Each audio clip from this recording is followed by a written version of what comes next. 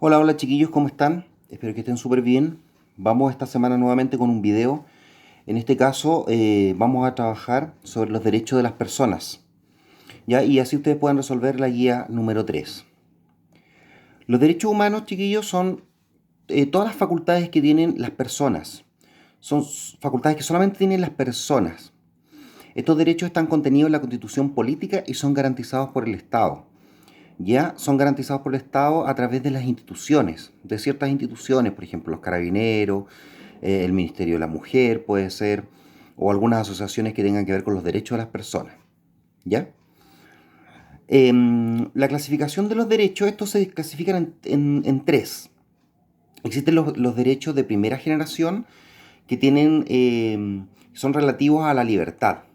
Estos derechos surgen en el siglo XVIII, en 1789, en plena Revolución Francesa, ya que en este momento no tenían las personas derechos políticos ni civiles. Entonces, a lo primero que se apuntó fue a los derechos políticos y los derechos civiles. Recordemos que los derechos políticos son los derechos de participación política, ya sea a través del sufragio, a través de las elecciones, ¿ya? Y los derechos civiles tienen que ver con la vida de las personas, la propiedad, las libertades, básicamente.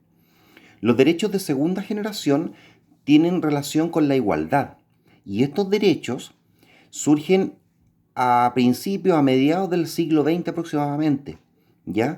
Y lo que busca es la igualdad para las personas. En esa época no habían leyes laborales, por ejemplo, no existía el derecho a la educación.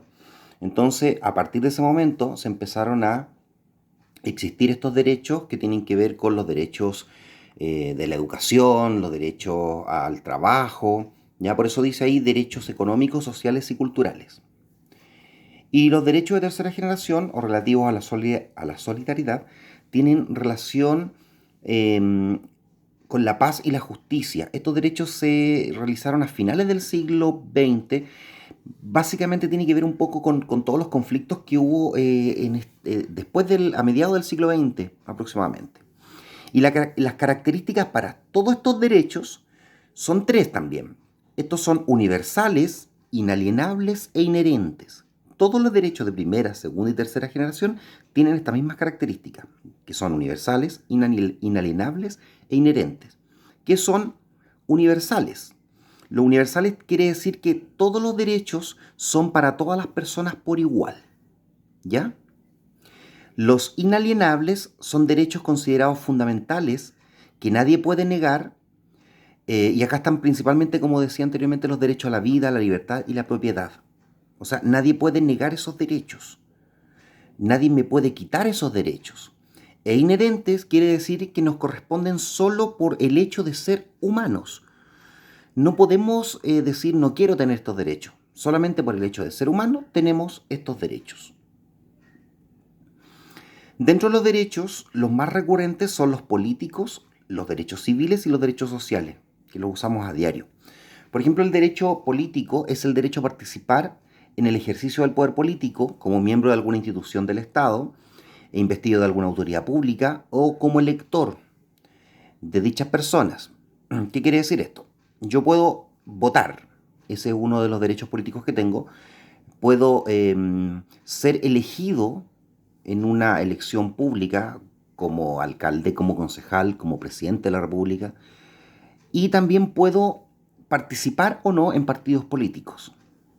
Los derechos civiles son los derechos necesarios para la libertad individual, la libertad de las personas, la libertad de expresión, la libertad de pensamiento y de religión, derecho a la propiedad y derecho a la justicia. Son aquellos derechos que tienen que ver con nuestra vida e integridad.